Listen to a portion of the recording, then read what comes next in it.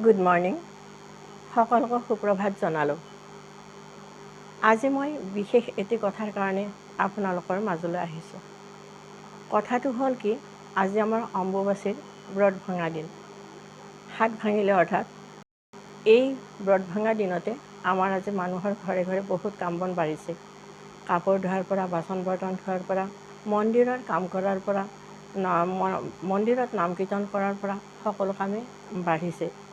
তেনে এটি ক্ষণত আজি যোৱা ৰাতি ঠিক 11:30 বজাত মোৰ চুবুৰীৰ অৰ্থাৎ মোৰ কাষৰ মানুহ এজন ঢুকালে। মই মানুহজনৰ কথা এইকাৰণে ক'বলৈ বিচাৰিছোঁ যে যিজন মানুহে মোক বহুত উপকাৰ কৰিছিল, মানুহজনৰ নাম আছিল শংকৰাম দাস। তেখেত এজন সাধাৰণ মানুহ আছিল। 2টা ল'ৰা আৰু 4জনী ছোৱালীক কিবাকৈ পোহপাল দি ডাঙৰ দীঘল কৰিছিল। কিন্তু সেই মানুহজনে মোৰ যেতিয়া ল'ৰা ছোৱালী 3টা জন্মিছিল, সেই ল'ৰা ছোৱালী 3টাক ইমান যত্ন লৈছিল যে সিহঁতক কোনো এটা কষ্ট পাব দিয়া নাছিল। মই তেতিয়া বহুত কামত ব্যস্ত আছিলোঁ, কাৰণ ঘৰত খেতি বাতি লেঠা আছিল।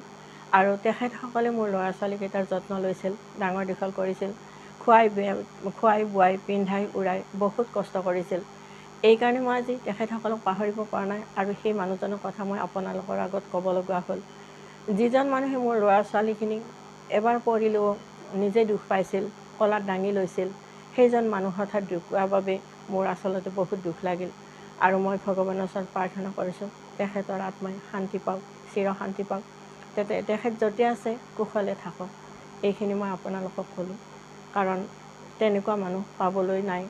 আৰু তেনেকুৱা কষ্ট কৰি দিয়া মানুহ আজিকালি প্ৰায় নাপায়েই।